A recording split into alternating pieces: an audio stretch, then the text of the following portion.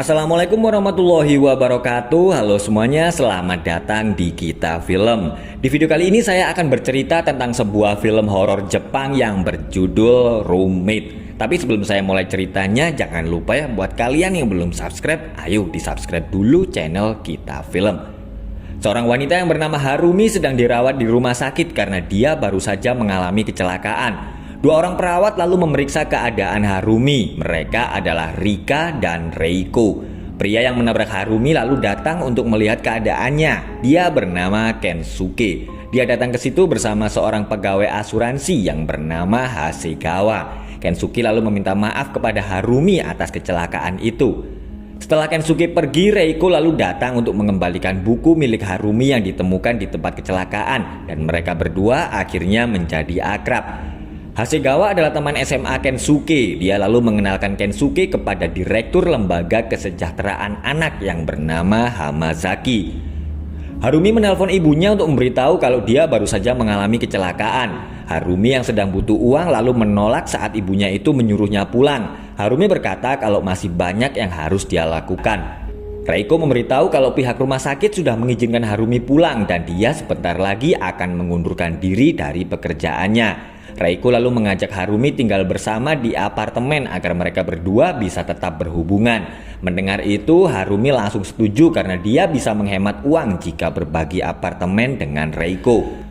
Harumi akhirnya mengajak Reiko tinggal di apartemennya. Reiko lalu berterima kasih kepada Harumi dan bersedia akan membantunya mengurus asuransi. Malamnya, Reiko ingin mereka berdua saling menuliskan perasaan mereka masing-masing ke dalam sebuah buku diari. Hari demi hari hubungan Harumi dan Reiko menjadi semakin dekat dan mereka berdua berjanji akan selalu bersama.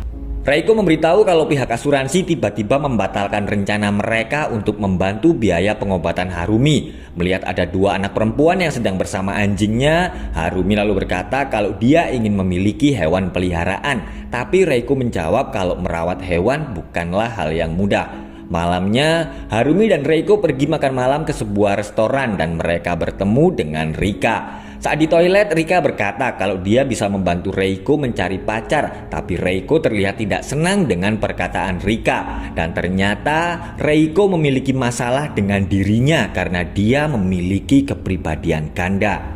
Harumi terbangun karena dia mendengar Reiko yang sedang berbicara dengan seseorang. Harumi lalu heran karena Reiko ternyata sedang sendirian. Dia juga merasa aneh karena melihat sikap Reiko yang tiba-tiba berubah. Besoknya, Harumi yang sedang melakukan terapi di rumah sakit bertemu dengan Kensuke dan mereka berdua akhirnya berteman. Saat pulang, Harumi bertemu dengan dua anak perempuan kemarin yang sedang mencari anjing mereka yang hilang. Sesampainya di apartemen, Harumi langsung terkejut karena dia melihat ada darah dan kalung anjing di wastafel dan Reiko sedang memasak sesuatu. Perlahan-lahan Harumi membuka panci dan dia pun langsung ketakutan karena Reiko ternyata sedang memasak seekor anjing. Reiko yang semula bersikap dingin tiba-tiba terkejut karena melihat ada anjing di dalam panci.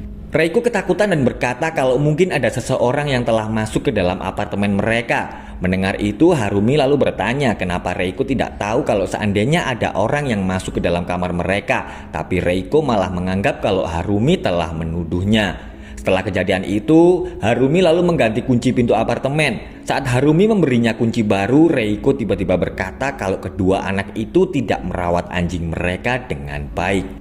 Di rumah sakit, Harumi bertemu lagi dengan Kensuke. Kensuke lalu mengajaknya pergi ke sebuah konser amal yang diadakan oleh Yamazaki karena dia akan mencalonkan diri menjadi wali kota. Di acara itu, Harumi melihat ada seorang siswi yang hanya diam dan tidak ikut bernyanyi bersama teman-temannya.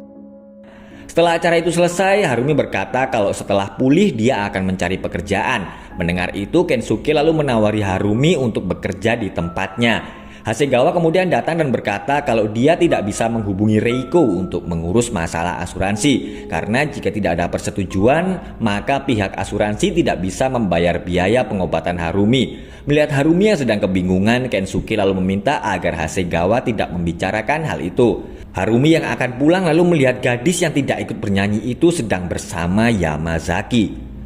Harumi memberitahu Reiko kalau dia akan kembali bekerja lagi. Harumi lalu terkejut karena Reiko ternyata tahu kalau dia telah bertemu dengan Rika dan Kensuke. Sementara itu, Rika yang pulang kerja diikuti oleh wanita misterius. Tiba-tiba wanita itu menyiram wajah Rika dengan air keras dan Rika pun akhirnya mati.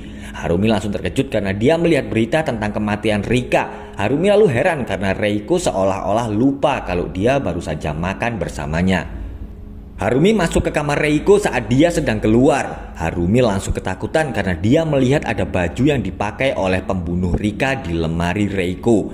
Harumi pergi menemui Kensuke dan berkata kalau dia ingin bekerja di tempatnya. Kensuke menjalankan bisnis penjualan bahan makanan impor. Selama ini dia bekerja sendirian, itulah sebabnya dia meminta Harumi untuk membantunya. Saat pulang kerja, Harumi melihat Reiko sedang di pinggir jalan dan mereka berdua lalu masuk ke dalam sebuah klub malam yang bernama Ariadne.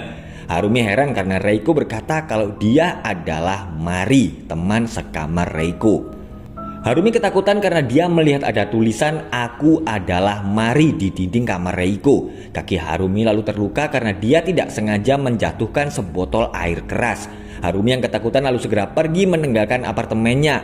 Harumi pergi ke tempat Kensuke dan dia sementara akan tinggal di situ. Di buku harian mereka, Reiko menulis kalau ada sesuatu yang memaksanya melakukan sesuatu yang sebenarnya tidak dia inginkan. Reiko merasa kalau dia telah menjadi orang lain dan bahkan tidak ingat namanya sendiri. Reiko menelpon Harumi, dia meminta tolong karena Mari tidak mau pergi. Harumi akan pulang karena dia khawatir dengan keadaan Reiko, tapi Kensuke menahannya dan berkata kalau dia sebenarnya mencintai Harumi. Setelah membaca buku harian mereka, Kensuke menduga kalau kepribadian ganda yang dimiliki oleh Reiko itu disebabkan karena kekerasan yang dilakukan orang tuanya dulu. Hasegawa merasa curiga karena dia belum pernah bertemu dengan Reiko yang ternyata mengaku sebagai agen asuransi. Tiba-tiba Reiko yang ternyata sudah ada di situ mengancam Harumi. Dia lalu membawa Harumi pergi dari situ. Reiko membawa Harumi ke klub Ariadne.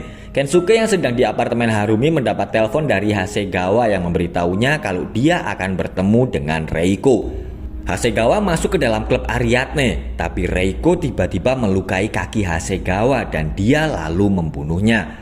Setelah kecelakaan itu, Harumi masih belum bisa mengingat masa lalunya. Dia pun heran karena Reiko bercerita kalau dulu dialah yang telah membantu Harumi. Saat SMA, ibu Harumi memberikan anaknya itu kepada seorang pria. Dia lalu menyuruh Harumi agar merahasiakan perbuatan pria itu. Tapi Harumi membocorkannya sehingga pria itu bunuh diri. Reiko lalu datang untuk menolong Harumi dan membunuh ibunya. Tapi Harumi tidak percaya dengan cerita itu dan Reiko kemudian memukulnya hingga pingsan. Kensuke yang sampai di tempat itu langsung panik karena dia melihat mayat Hasegawa. Tiba-tiba Reiko datang dan menusuk Kensuke dengan pisau. Harumi lalu heran karena Kensuke memanggil Reiko dengan nama Harumi. Tapi Reiko tiba-tiba menusuk Harumi.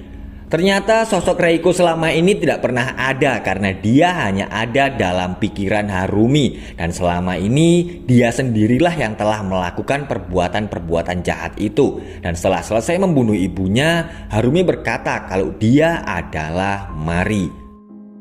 Polisi yang datang di tempat kejadian segera membawa Harumi dan Kensuke ke rumah sakit karena kondisi mereka sedang kritis. Setelah beberapa hari dirawat di rumah sakit, Kensuke akhirnya telah sadar dan Harumi masih dalam kondisi koma. Detektif Matsui memberitahu kalau mereka baru saja menemukan mayat ibu Harumi di rumahnya. Selama ini Harumi ternyata selalu mengandalkan ibunya untuk membayar kebutuhan sehari-hari dan Reiko merupakan ilusi dari Harumi. 3 tahun yang lalu, Harumi pernah datang ke sebuah klinik karena mengalami masalah dengan ingatannya dan dia mengaku sebagai Reiko.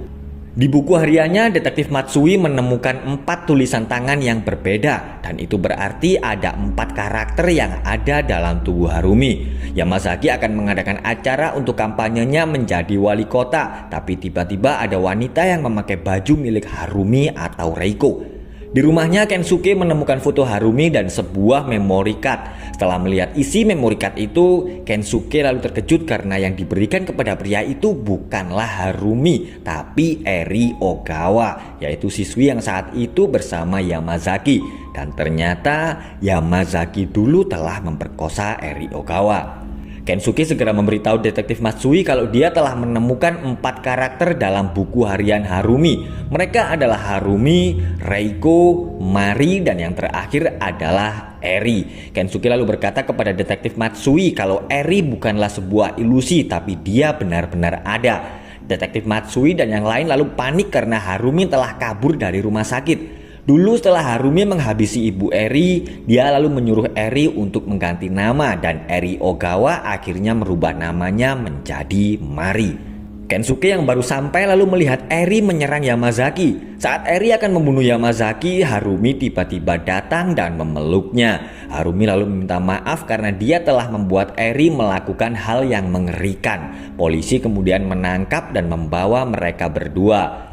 Detektif Matsui menduga kalau selama ini Harumi sering mengunjungi Eri dan bersekongkol dengannya. Tapi Kensuke lalu berkata kalau Harumi dan Reiko ingin melindungi jiwa Eri dari pengaruh Mari. Kensuke menemui Harumi yang sedang dirawat di rumah sakit jiwa. Dia memberitahu kalau Yamazaki dibawa ke pengadilan untuk mempertanggungjawabkan perbuatannya. Harumi bercerita kalau dulu dia juga mengalami kejadian seperti Eri, dan setelah kejadian itu Harumi mengganti namanya menjadi Reiko. Kensuke lalu bercerita kalau saat kecelakaan itu dia melihat Harumi dan Reiko. Harumi lalu menyuruh Kensuke tidak mengkhawatirkan keadaannya karena dia tidak sendirian di situ. Harumi melihat sosok Reiko di tubuh perawatnya dan film pun selesai. Oke guys, itulah tadi alur cerita film Jepang yang berjudul Rumit. Terima kasih sudah menonton dan semoga kalian mengerti dengan segala kerumitan film ini ya. Sampai ketemu lagi di video berikutnya. Wassalamualaikum warahmatullahi wabarakatuh.